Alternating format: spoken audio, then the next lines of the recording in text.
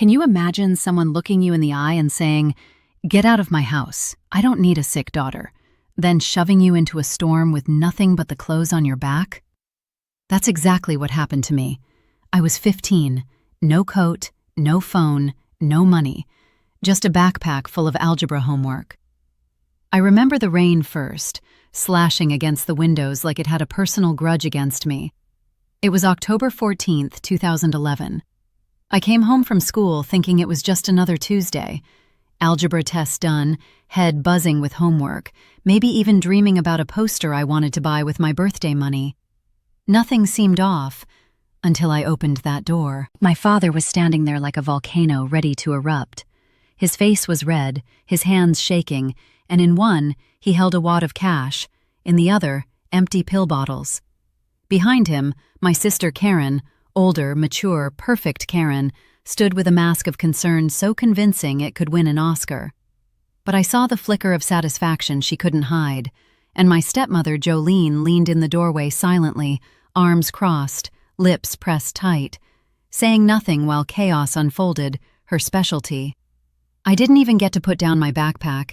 My father started screaming about theft, drugs, all of it. He claimed Karen had found cash in my dresser, pill bottles in my closet, text messages proving I'd been talking to drug dealers. I tried to explain, tried to tell him I'd never touched a thing, but it was useless. His mind was made up. The words died in my throat. Karen had spent the whole day crafting this story, feeding him lies wrapped in sugar. She told him she tried to help me, that she couldn't watch me destroy myself anymore. My father swallowed it whole, leaving me with no chance to defend myself. He grabbed my arm hard enough to leave bruises, dragged me to the door, threw my backpack at me, and shoved me into the cold, pouring rain. "Get out of my house. I don't need a sick daughter," he said again. And just like that, the door slammed. The deadbolt clicked. I froze on the porch. I expected someone, anyone, to call me back, to explain it was all a mistake. But there was nothing. Only the sound of rain soaking through my sneakers, a thunderclap somewhere in the distance, and the chill seeping into my bones. I didn't make a conscious decision about where to go. My legs moved automatically toward the only safe place I knew, my grandmother Dorothy's house, 7 miles away. 7 miles. That sounds short if you're driving, but in soaked sneakers, no coat, through freezing rain, it might as well have been 700. The first mile was shock. The second mile, my teeth chattered so hard I thought they might crack. By the third, my fingers were numb, my skin burning from cold. But I kept moving. There was no going back, no one to protect me, nowhere else to turn. Forward was the only option. Hypothermia doesn't announce itself. You don't know when it's setting in until it's almost too late. Your brain fogs over, your body starts to fail, and suddenly sitting down seems like the best idea in the world. I made it 4 miles before my knees buckled. There was a mailbox up ahead. I thought I could lean on it just a second, catch my breath, and then keep going. My grandmother's house was still 3 miles away. I might make it. But I collapsed before I could try. Darkness swallowed me. 3 hours later, my father's phone rang. Officer Daniels from County Police called. A teenage girl had been found unconscious on Route 9, soaked, hypothermic. She was being taken to County General Hospital. Child Protective Services were on site. They'd need him to come down with any evidence he had about why I was walking alone in a storm. I wasn't just cold that night. I was invisible. My father thought he was cutting me out of his life, erasing a problem. What he didn't know was that this night would change everything, start a chain of events that he could never control. The woman who found me wasn't just some random driver. Her name was Gloria Hensley, 35 years in Child Protective Services. She'd seen it all, and she knew exactly what she was looking at. Neglect, danger, lies that could have killed me. She wouldn't let it slide. The irony? My father thought he was saving his family from a sick daughter, but in reality, he lit a fuse he had no idea existed, and that fuse was me. Before we dive deeper, if you're watching this, take a second and imagine being 15, standing in the rain, completely alone. The person who should love you most has just thrown you away. That's the night that shaped everything that came after. But to truly understand what happened, we need to go back further. To see why my sister Karen did what she did, to see the cracks that were already forming long before the storm hit, to understand the truth behind my father's blindness. It started in 2006. My mother, Patricia, died of cancer. I was 10. Karen was 14. One day, pancakes and braids. The next, machines beeping slower until they stopped. My father collapsed. Completely. He couldn't cope. He didn't notice the house falling apart. He didn't notice Karen or me. So Karen stepped up.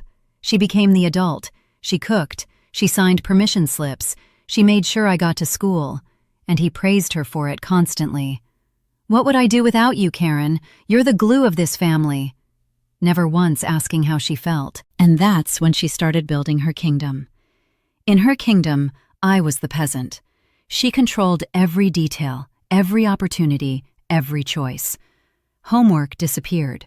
Birthday invitations never arrived. Favorite clothes ruined. A small, subtle campaign that escalated over time, until one night in October, it exploded into the storm I almost didn't survive. That night changed everything. And the truth? I was only beginning to understand it. When I woke up in the hospital, the first thing I noticed was the white ceiling, sterile and bright, and the rhythmic beeping of machines. My body ached, but the real pain was deeper, inside, a hollow ache where trust should have been. I didn't just feel cold anymore. I felt abandoned. A nurse hovered near my bed, gently asking questions I couldn't answer fully. I kept my eyes on the floor, too embarrassed, too scared, too raw to speak. The events of the night kept flashing in my mind: the rain, the porch, the slam of the door. I had been betrayed by the people who were supposed to protect me, the people I should have been able to run to for safety. It wasn't long before the police arrived. Officer Daniels was the first to speak to me. He was calm, professional, but there was a sharpness in his eyes that told me he'd seen too many stories like mine to be fooled. "Sure," he said softly. "We need to understand what happened. Can you tell me where you were? Who you were with?" I wanted to tell him everything. I wanted to scream, to cry, to make them see the truth. But my voice was stuck, strangled by fear. My father's words echoed in my head. "Get out of my house. I don't need a sick daughter." How could I explain the lies Karen told? How could I make anyone believe that my own sister had set me up? Officer Daniels gave me time. He waited, and then gently, like he was opening a safe, he asked the question that mattered most. "Who can we contact? Anyone who would be worried about you?" I thought of my grandmother immediately, Grandma Dorothy, the one person in the world who had always been a safe harbor. I gave them her number, and within minutes she was at my bedside, hugging me as if she could somehow stitch the broken pieces back together with her arms alone. It was at that moment that the walls I'd built to survive the night started to crack. Grandma cried silently, holding my hand, whispering, "You're safe now, baby. You're safe." And for the first time in hours, I believed it. But the truth remained. I had nowhere to go when the storm hit, and my own family had betrayed me. The police called my father next. I was too weak to care about what he was thinking, but they said they could hear the shock in his voice through the phone. Officer Daniels recounted the facts. I had been found unconscious in the rain, hypothermic, and without proper clothing or a phone. Child Protective Services had been notified, and all of it pointed to a failure at home. I didn't need to see him to know his face had gone pale. The mighty man who had thrown me out into a storm, the one who thought he could erase me, suddenly realized he hadn't erased anything. He had only created a record that no lie could cover. Karen was there when he got the call. For the first time that evening, her mask slipped. Her perfect act of concern wavered, and a tiny shadow of fear crossed her face. I didn't know it then, but that moment was the beginning of her downfall. Subtle, almost invisible, but it set everything into motion. The following days were a blur. Tests, blankets, hot soup, questions repeated over and over by officers and social workers. I answered as best as I could, careful not to reveal the whole story about Karen's manipulations. I was still scared of what might happen if the truth came out.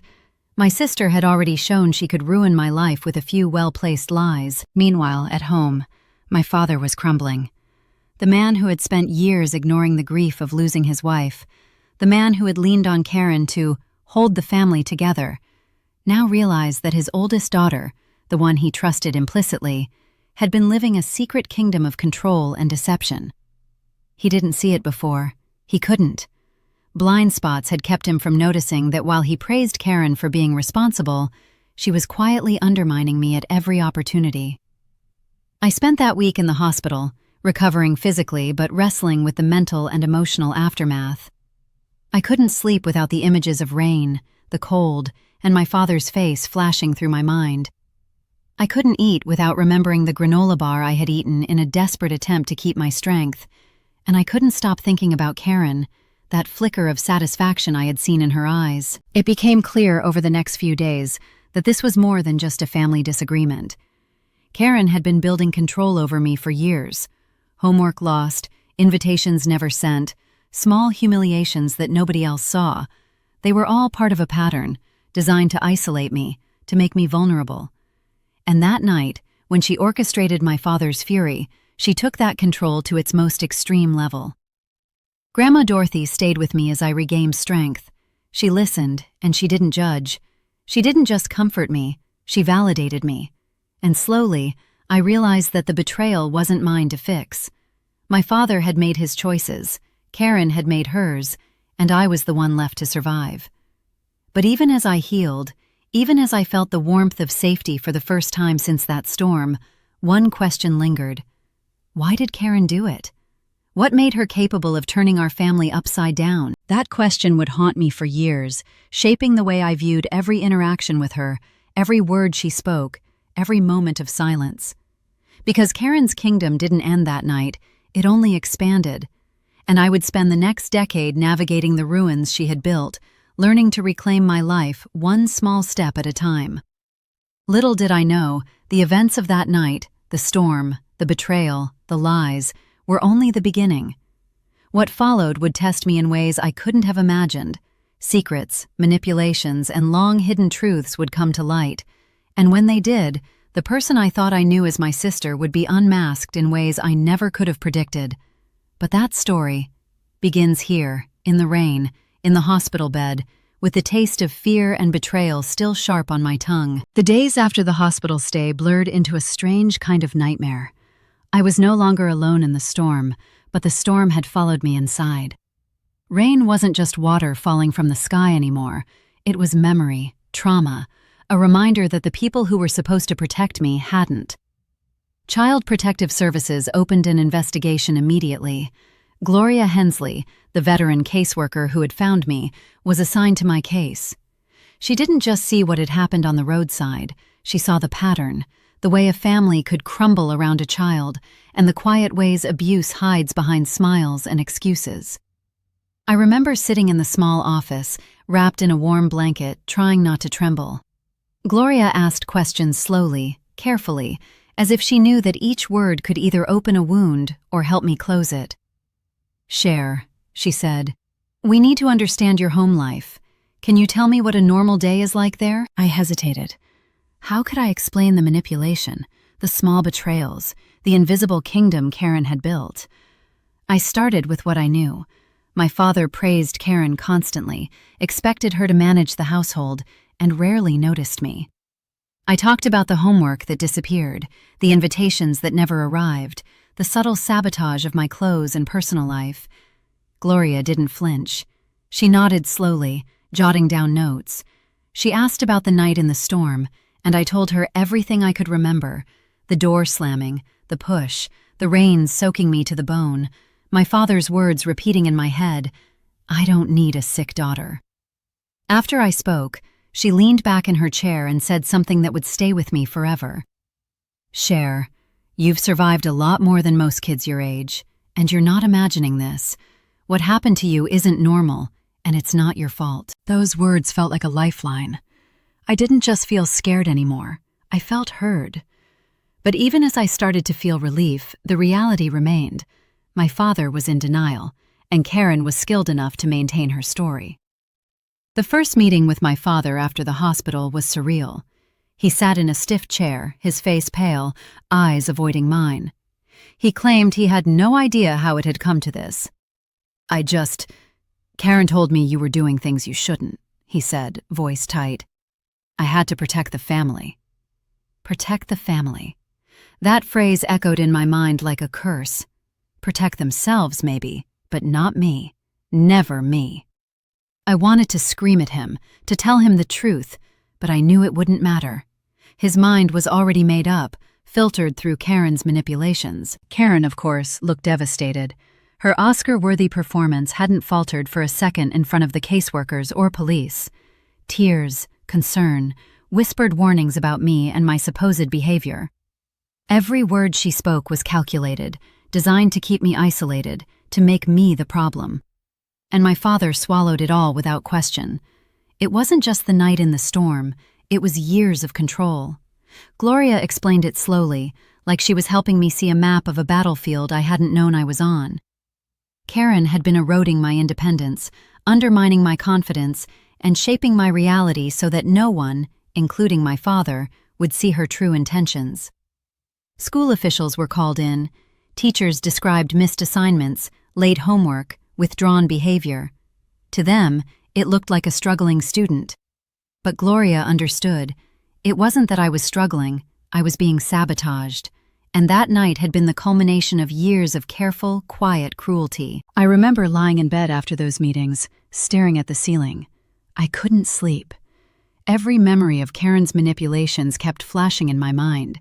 The way she had smiled when I failed to deliver homework. The way she subtly controlled what my father thought of me. The way she had orchestrated the storm night as if it were the final proof of my wrongdoing. And yet, through all of this, I realized something crucial. I was still alive. I had survived the storm, the hypothermia, and the betrayal. And now, for the first time, there were adults who believed me, who were willing to see the truth behind the mask. The investigation was slow. Papers, statements, interviews. My father vacillated between denial and panic. He wanted to believe Karen, but he couldn't ignore the official reports. Gloria guided him gently, forcing him to see what he had chosen not to see for years. And Karen? She maintained her facade, but cracks started to appear. A misstep here, a contradiction there. Even the most careful manipulations have limits, and slowly, the truth began to push its way through. But I wasn't just watching from the sidelines. I started documenting everything. Small notes about what Karen said, what she did, what my father refused to see. I couldn't control her, but I could control what I knew and how I preserved it. That would become my weapon, even if I didn't understand it yet. Through the investigation, I also began to understand my father's blind spots. He had two things in life he adored, his recliner and his eldest daughter, Karen. Both were worn out, falling apart at the seams, but he never looked closely enough to see it. He praised Karen for being responsible, while I quietly suffered. And now, faced with the consequences of the storm, he had no choice but to confront his own failures. Gloria was patient but firm. Cher, this is not just about proving someone wrong. It's about ensuring you're safe, and that those responsible for hurting you are held accountable in some way. I didn't want revenge. I wanted understanding, closure, and the chance to rebuild a life that hadn't been mine to break. But even as I said that, a small part of me knew that Karen's reign over my life wasn't over. It had just been interrupted. And the longer I stayed aware, the more I realized. The war for my own life and identity was only beginning. That week in the hospital changed everything. I went from a frightened 15-year-old in the storm to a survivor under the careful watch of people who understood. But the storm wasn't just outside anymore. It was inside my family, inside the walls that had been meant to protect me, and in the person I had thought I could trust the most, my sister. And yet, through it all, I found a spark of clarity, a realization that would guide me through the next decade. Karen had built a kingdom, yes, but even kingdoms have cracks, and every crack is an opportunity to reclaim what was lost. The weeks after the storm blurred into months. I left the hospital with a warm coat, a few changes of clothes, and the steady presence of my grandmother, Dorothy. But even with her by my side, I could feel the weight of what had happened pressing down. That October night had changed me forever. It had stripped away my sense of safety, my trust, and for a time, my belief in my own worth. School was the first battlefield. Teachers had noticed the missing assignments, the withdrawn behavior. I tried to explain without revealing too much, but the fear of Karen's lies had not left me. Every classroom, every hallway felt like a place where she could strike again, where she could sabotage me quietly and efficiently. And, of course, she had allies in plain sight. My father, still blinded by loyalty, and the unspoken authority she wielded in the house. I had to learn quickly that survival wasn't just about avoiding physical danger anymore. It was about navigating a minefield of lies, manipulation, and deception. Grandma Dorothy became my anchor. She taught me to notice patterns, to document events, to trust my own instincts. I started keeping a journal. Every time something disappeared, every suspicious glance from Karen, every subtle remark designed to destabilize me, I wrote it down. Karen, of course, didn't slow down. She continued her kingdom building in ways both overt and subtle. Homework assignments went missing, notes from teachers never reached me, invitations were lost, and personal items disappeared or were tampered with. At first, I thought it was my imagination, but over time, the pattern became undeniable. Everything I did, every small achievement, was met with a subtle attempt to undermine it. And my father, still blinded by his favoritism toward Karen, rarely noticed. One evening, I remember sitting at my grandmother's kitchen table, staring at the journal pages, my hands trembling. Grandma Dorothy put her hand on mine and said, "Cher, you've been through something most kids can't even imagine. But look at you. You're still standing. You're noticing, you're documenting, and you're learning. That's power." Her words were like water on dry soil. For the first time, I realized that survival meant more than just making it through a storm. Survival meant understanding the battlefield, recognizing the players, and preparing for the next move. And Karen? She wasn't subtle all the time. She had moments of exposure, tiny cracks in her armor. I noticed them, and I noted them down. The way she would overreact to my smallest successes, the way her face would flicker with frustration when I didn't respond as she expected, the rare slip where her concern sounded more like delight at my struggles. Each observation was a small victory. Each crack in her mask gave me a glimpse of the truth. It wasn't easy. The psychological toll of being 15 and navigating this hidden war inside my family was immense. I often went to bed with my heart pounding, replaying events, worrying that I had missed some subtle sabotage.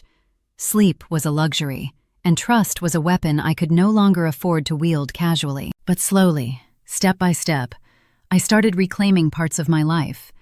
I rebuilt friendships that Karen had tried to isolate me from. I started excelling in school again, quietly defying the sabotage with determination and careful planning. And most importantly, I began to understand the rules of the game. Karen needed me to be weak, compliant, and dependent. If I refused, if I resisted, if I documented and observed, she could be challenged. It was a delicate balance. One misstep, one misplaced word, one visible sign of defiance, and Karen would strike. But every time she tried, she revealed more about herself than she realized, and I was learning to read those signs, to anticipate her moves, and to protect myself. By the time the first anniversary of that night rolled around, I had changed in ways no one could see. I was stronger, more cautious, more observant. The storm had left its mark, but it had also taught me resilience, strategy, and the importance of allies. And I had one of the best allies a survivor could ask for, my grandmother, who understood the stakes and never let me forget my own strength. That year also made me realize something else. Karen's manipulations weren't just a phase or a single act of cruelty. They were part of a long-term strategy to control me, to define my reality, and to secure her own dominance in our family. And I knew, deep down, that the struggle was far from over.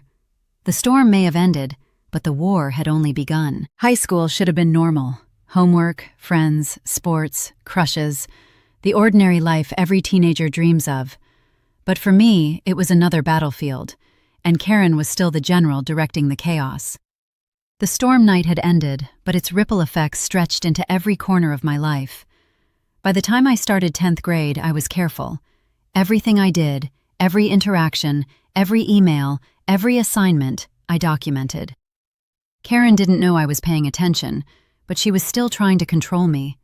She had learned early that my father would blindly trust her, so she became bolder, orchestrating small humiliations at home and at school through lies and omissions. One morning, I found that my favorite jacket, the one Grandma Dorothy had bought me to replace the ruined one from the storm, was missing. Karen appeared unconcerned. "Oh, maybe you left it at school," she said, her eyes scanning my reaction. That flicker of control in her gaze made my stomach twist. I knew she had taken it, just to remind me that she could. School wasn't any safer. I had friends who didn't know the full story, friends who sometimes doubted me when Karen's whispered lies reached their ears. I learned to navigate that carefully. No one could know the full truth. Not yet. I had to survive, gather evidence, and learn how to fight back without being crushed under her influence. But even as I grew more cautious, Karen's manipulations escalated. Permission slips vanished. Teachers received false reports of my behavior.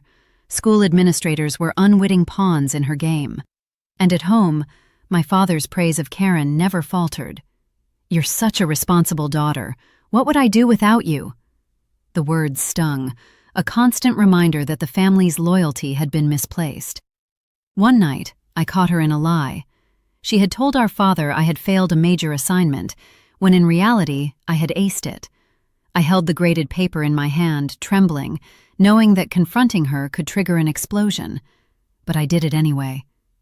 "Karen," I said softly, "why are you doing this?" She froze for a fraction of a second, just long enough for the mask to slip. Her lips pressed tightly together, and for the first time I saw a flash of something unguarded, something like fear or maybe guilt, but she recovered instantly. "I'm trying to help you," she said smoothly, her voice steady. The mask was back, flawless. But that moment mattered. It was proof that she had limits, that her control wasn't absolute, and it was proof that I could recognize those limits. At school, I learned to be strategic. I started turning in assignments directly to teachers, asking for confirmations, documenting interactions, making sure no one could distort the truth about my work. I became careful, precise, almost surgical in my actions. And slowly, I began to win small battles, proof that Karen's kingdom could be challenged. At home, Grandma Dorothy continued to be my anchor. She never allowed me to feel powerless. She reminded me that Karen's manipulations were not reflections of my worth, but tests of my resilience. "You're smarter than she is," she would say. "She's controlling with fear, but you control with clarity. Don't ever forget that." Despite her efforts to undermine me, Karen was predictable. Her patterns repeated: small sabotage, calculated lies, subtle intimidation. And each time I documented it, I grew stronger. Each victory, no matter how small, chipped away at the invisible walls she had built around me. By the time senior year rolled around, I had started to assert myself more openly. I refused to let Karen dictate my reality. Small confrontations escalated to larger ones, and though she fought back, I had learned to anticipate her moves. The battlefield was still ours, but I was no longer an innocent pawn. I had become a strategist. Even my father began to notice shifts. Not entirely, not fully, but glimpses. A raised eyebrow when Karen's story didn't add up, a hesitation before praising her. It wasn't much, but it was enough to keep her slightly off balance. And then came the first major confrontation, a night when everything she had built against me threatened to collapse. She tried to accuse me of another lie, one she thought would finally break my resolve. But I had proof, documentation, and Grandma Dorothy by my side. For the first time, I didn't just defend myself, I exposed her manipulation. The confrontation didn't destroy her, not completely. Karen was resilient, cunning, and unrelenting, but it changed something in our dynamic. It showed her that I was no longer defenseless, that I could fight back. And it showed me that survival didn't mean submission. It meant understanding, patience, and strategy. By the time graduation came around, I was no longer just the girl who had been thrown into a storm. I was someone who had endured betrayal, manipulation, and neglect, and survived. Every scar, every bruise, every sleepless night had shaped me, and I knew that the real battles were far from over. Karen's kingdom was still standing, but I had begun to dismantle it, one observation, one confrontation, one carefully documented proof at a time. The day I left for college was a strange mixture of excitement, relief, and lingering dread. Relief because I was finally stepping out of Karen's immediate reach, finally escaping the kingdom she had built with such precision. Excitement because for the first time, I could try to live a life on my own terms. But the dread remained, because I knew, deep down, that Karen wouldn't let go so easily. Packing my bags, I felt Grandma Dorothy's steady presence beside me. "You're ready for this, Cher," she said, her hand resting on my shoulder. "Remember everything you've learned. Keep documenting, keep observing, and never forget, you survived a storm once. You can survive anything." College life was a revelation. For the first time, I didn't have to constantly watch my back. I could walk across campus without fear of sabotage, without wondering if someone had intercepted a message or hidden my belongings. I could focus on classes, friendships, and dreams that had been buried under years of manipulation. But Karen didn't disappear. She adapted. Emails with subtle lies, phone calls with half-truths, and the occasional visit that came with her signature performance of concern, all reminders that even at a distance, she could influence reality. It was a test, a way to see if I would falter, and I didn't. I learned quickly to create boundaries. My dorm room became my fortress. Private phone calls, secure email accounts, and careful control over my personal information gave me a sense of autonomy I hadn't experienced before. And each time Karen tried to reach me with manipulation, I noticed it immediately. I documented it, I analyzed it, and I grew stronger. One particularly telling moment came during my second semester. Karen sent an email to my father, painting a picture of my struggles that was half truth, half lie. She suggested I was floundering at college, that I needed guidance and support. My father forwarded the message to me with a note. "Is this true?" I read it calmly, recognizing the classic patterns I had come to know so well. Then I wrote a measured, factual response. I included grades, class schedules, my own observations, and copies of messages from professors confirming my progress. My father read it, paused, and then simply replied, "Thank you for clarifying. I see now." It was the first time in years that I felt a small victory, not just for myself, but against the manipulations that had shaped my adolescence.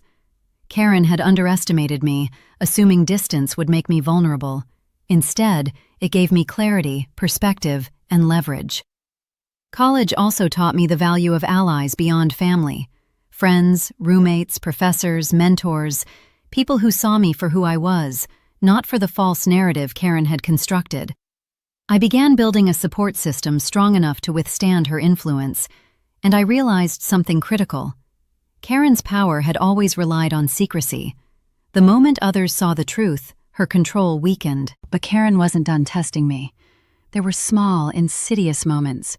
An unexpected visit during a holiday break, a casual remark designed to undermine my confidence, or a carefully timed accusation to my father, suggesting I was failing to maintain contact.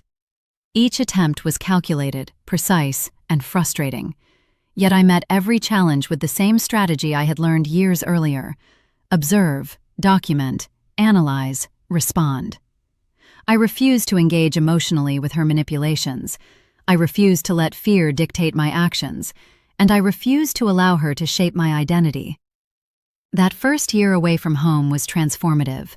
I discovered independence, resilience, and self-trust. I learned that I could define my own reality, regardless of Karen's attempts to distort it. I learned that survival wasn't just about enduring storms, it was about preparing for them, predicting them, and building the skills to withstand them. By the time my sophomore year rolled around, I felt a quiet confidence I had never experienced at home. Karen's kingdom remained intact, but it no longer held power over me. I had reclaimed parts of myself that had been lost to fear, manipulation, and betrayal. And I knew that the next steps, rebuilding trust with my father, confronting Karen fully, and securing my own independence, would require the same careful strategy I had developed over years of navigating her games. For the first time in my life, I understood the full scope of what I had endured. I had survived a storm at 15, a decade of subtle manipulations, and years of psychological warfare. And now, as I looked ahead to the future, I knew one thing. I was no longer just a survivor. I was a strategist, a planner, and someone who would reclaim her life completely. College wasn't the end of the struggle. It was the beginning of a new chapter, one where I could see the battlefield clearly, anticipate every move, and start taking back control.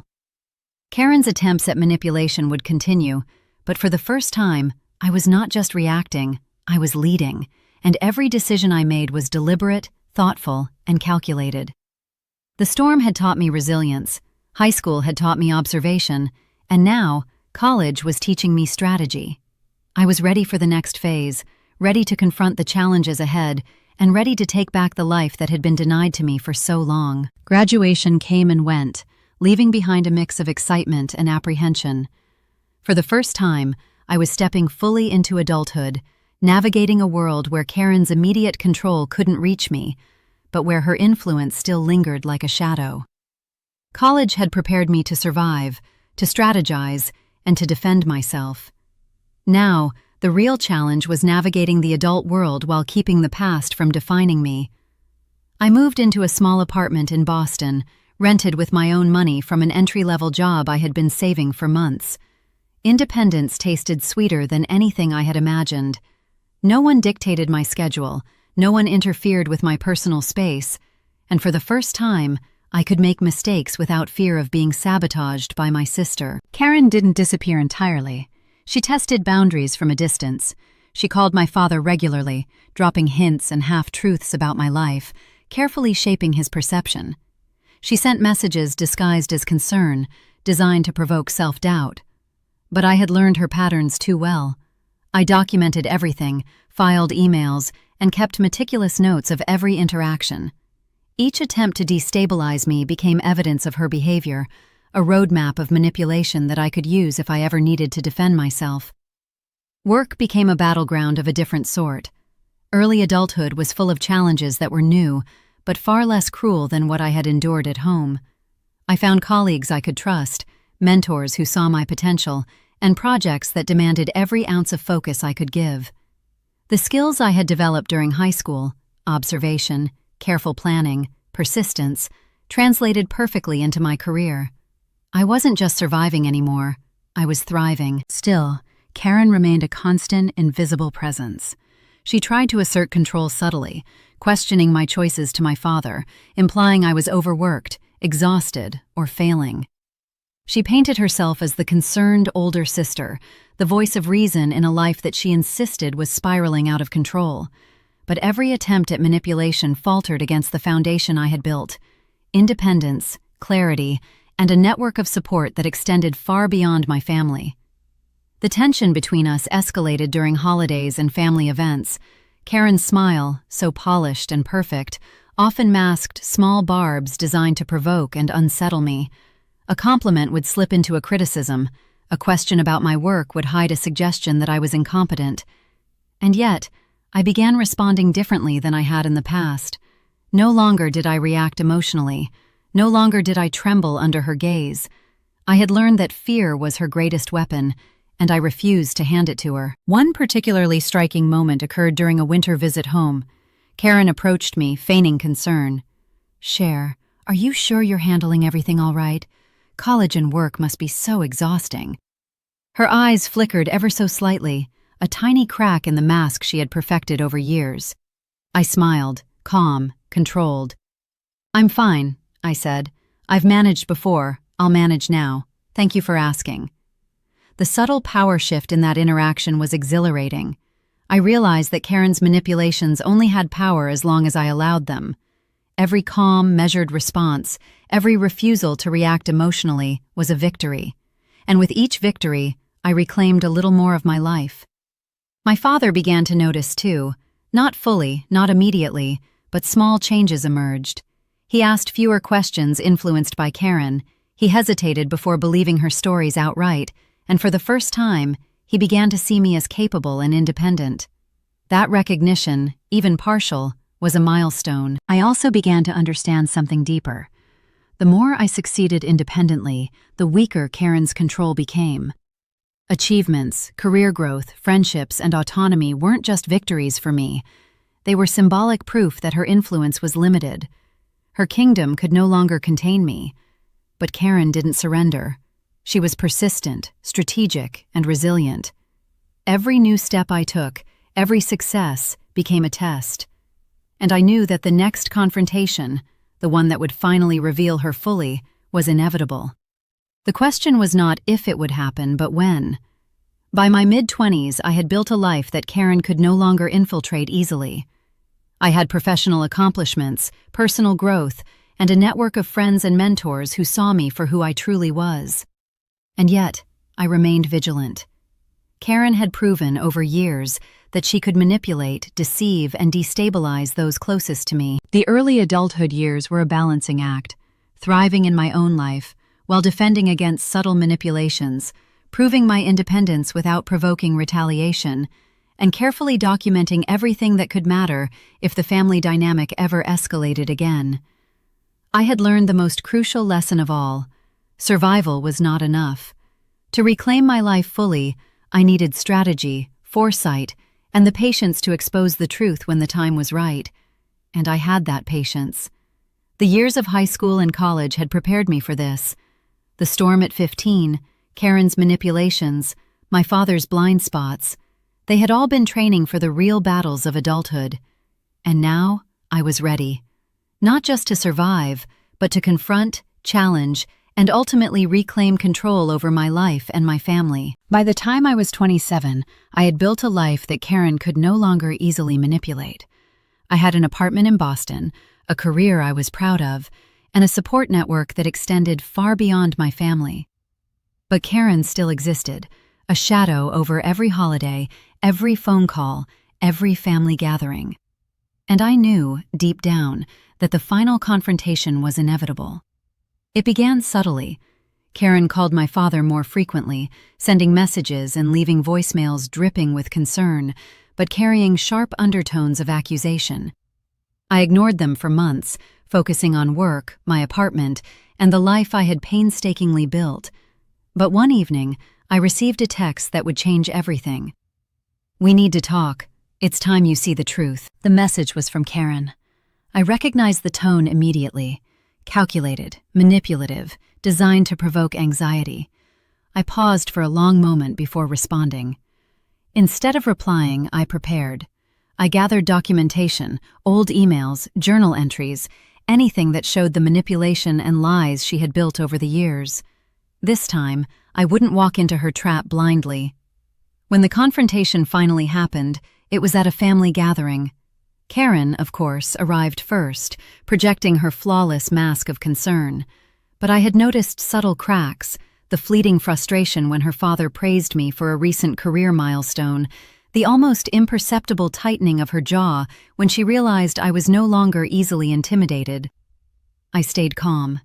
Every word I spoke was deliberate, every pause calculated. Karen tried to lead with her usual tactics, half-truths, insinuations, and manipulative concern. But this time, I was ready. "Karen," I began, voice steady. "I know exactly what you've been doing for years. I know about the homework, the permissions, the invitations, the lies to Dad. I've documented everything." For the first time, her mask faltered. Her eyes flickered, a fraction of panic crossing her face before she regained composure. "Cher, you don't understand. I was trying to help," she said, almost pleadingly. "I understand perfectly," I said. "You've been manipulating me, controlling me, and using Dad's trust to isolate me. I survived the storm at 15, and I survived your games in high school and college. I won't let you control me anymore." The room went silent. My father, who had once been blind to the manipulation, looked shocked. Slowly, realization began to dawn. He had trusted Karen for years without question, but now the truth was undeniable. The documentation, my calm presentation, and the years of careful observation left no room for doubt. Karen tried to recover, to twist the story, to frame herself as the victim, but it was too late.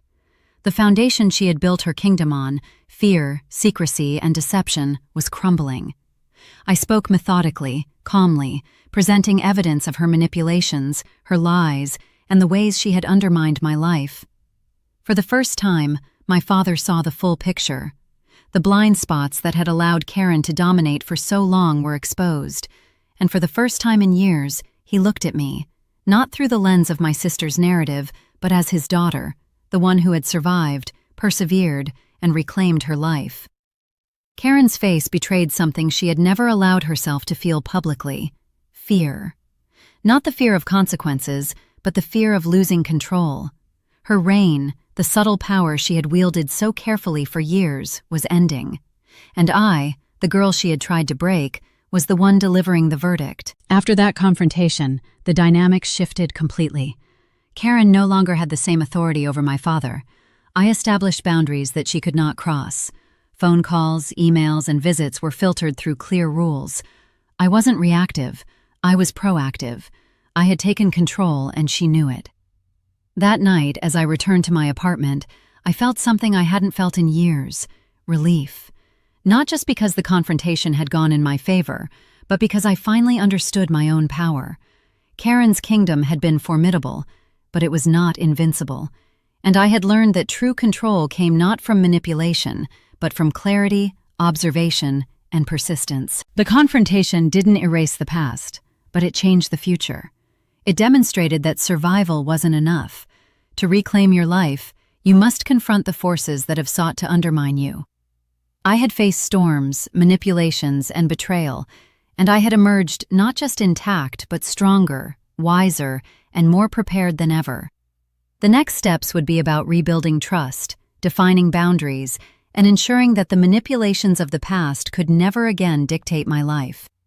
Karen's power had been broken, but my work was just beginning. I had learned the hard way that the battle for autonomy, respect, and truth was ongoing, and that the strength to win it came from knowing yourself, standing firm, and refusing to be silenced. The confrontation with Karen had changed everything, but it didn't instantly repair the fractured relationships in my family. My father had been blind for years, swept up in her manipulations, and unprepared to see the truth. But that night had opened his eyes, and slowly, we began the difficult work of rebuilding. At first, our conversations were cautious. Words were chosen carefully, silences filled with both hesitation and relief. He apologized, not just for the storm night, but for the years of negligence, the blind trust he had placed in Karen, and for failing to see me. I listened, letting the words sink in, but I didn't rush forgiveness. Trust, I realized, had to be rebuilt with actions, not just apologies. We began with small steps: phone calls, then visits, then shared meals. He asked questions, not leading, not accusatory, but genuine. Questions about school, work, life, and my dreams. For the first time, I felt seen, not through Karen's filtered lens, but as myself. And with each interaction, a little of the past's weight lifted. Karen, meanwhile, had receded into the background. The confrontation had exposed her patterns so fully that she could no longer manipulate my father or me without scrutiny. She tried small acts, emails, subtle remarks, but they had lost their power. I had learned to respond calmly, with evidence, or not at all. I had boundaries now, and she had no choice but to respect them, whether she liked it or not. With the family dynamic stabilizing, I turned inward, reflecting on everything I had endured. The storm at 15, the years of manipulation, the betrayal, and the eventual confrontation with Karen, it all shaped me. But it didn't define me. I had survived not just because of external help, but because of my own resilience, strategic thinking, and ability to observe and adapt. Grandma Dorothy continued to be a cornerstone. She reminded me constantly that my strength came not from the absence of fear, but from the courage to act despite it. She had been there when I was 15, frozen in the rain, and she was there now, witnessing the woman I had become. Her presence reinforced the lessons I had learned, that survival required vigilance, that strategy was necessary, and that true independence meant creating a life untouchable by those who sought to control you. I also began to see the broader impact of my experiences. I had survived a storm, literally and figuratively, and I had learned lessons that many adults never grasp. The world, I realized, was filled with subtle manipulations, invisible kingdoms, and blind spots. But it was also filled with opportunities to reclaim power, to redefine oneself, and to establish boundaries that protected both your body and your spirit. Work and personal life became extensions of this new perspective. I excelled professionally, not out of necessity or fear, but from a place of confidence and clarity. Friendships deepened because I approached relationships with honesty and observation, recognizing who truly supported me. And in my private life, I created spaces of safety, creativity, and joy, spaces that Karen or anyone like her could not infiltrate. Rebuilding my relationship with my father was perhaps the most profound transformation. We spoke about the past openly, acknowledging mistakes and missteps. He shared his regrets, and I listened without anger. There was no rushing forgiveness, no erasing pain, just understanding, accountability, and a mutual desire to move forward. Slowly, we began to form a connection based on reality, not lies or manipulation. And in those moments, I realized that my life had become a testament to resilience.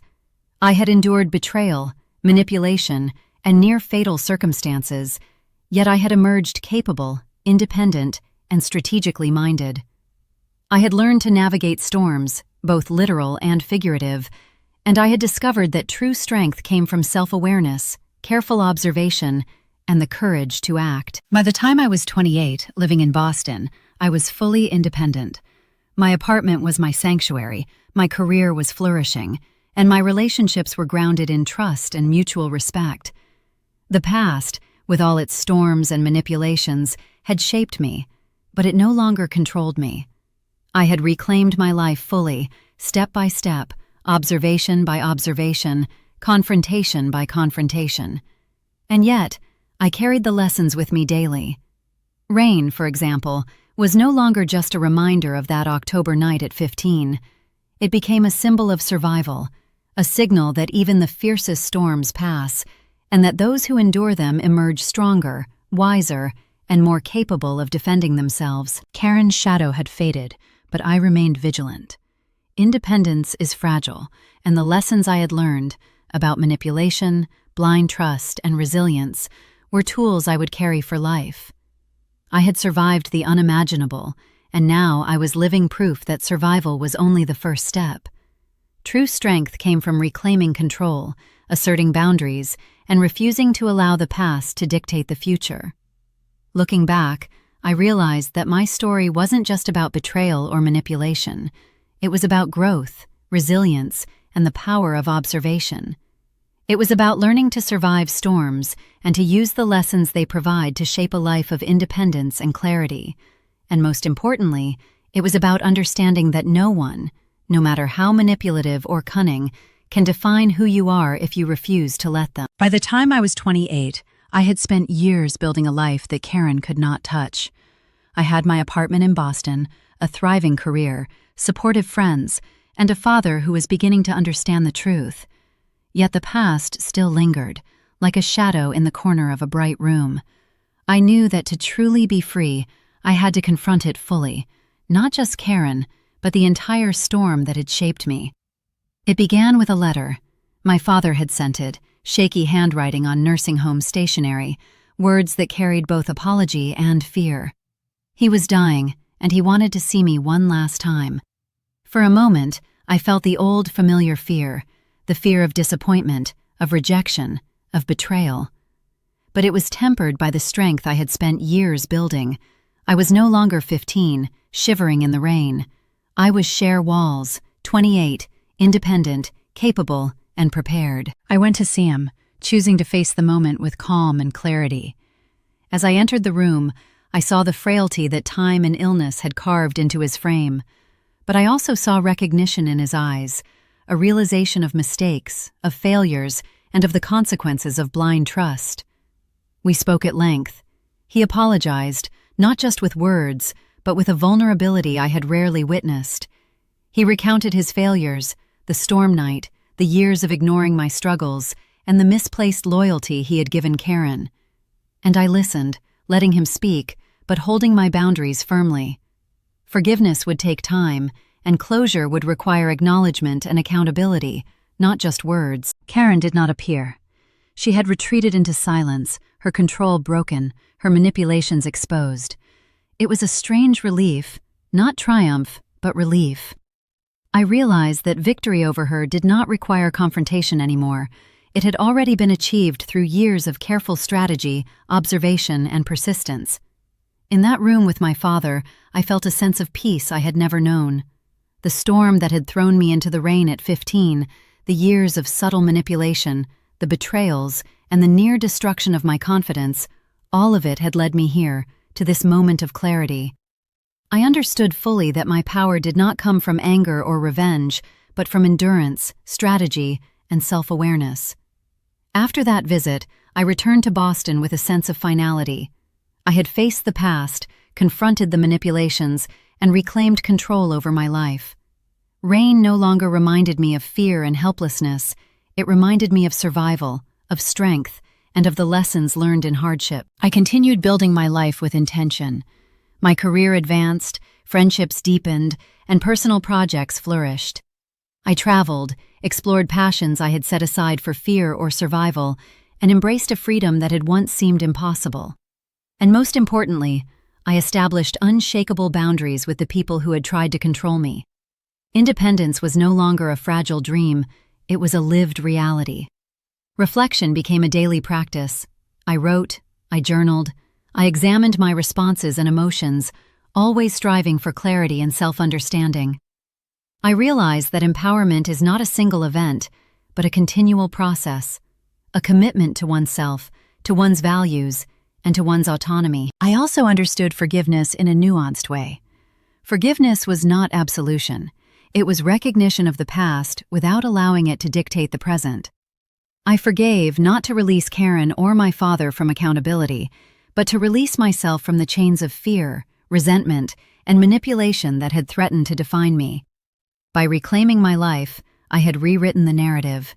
I was no longer the girl left in a storm at 15, no longer the daughter manipulated and undermined, no longer the silent witness to her own near destruction. I was Cher Walls, resilient, independent, strategic, and fully alive. And finally, I could look toward the future without the weight of the past pressing on my shoulders. Rain would still fall, storms would come, and challenges would arise, but I had the tools, the awareness, and the strength to navigate them. I had survived once, and I would survive again, not because I was powerless, but because I had learned how to stand, how to observe, and how to reclaim my life with clarity and purpose. The past had shaped me, but it no longer defined me. The storm had ended, the kingdom had fallen, and I had emerged, not just intact, but empowered, independent, and free. And in that freedom, I finally understood what it meant to survive, to grow, and to live fully on my own terms.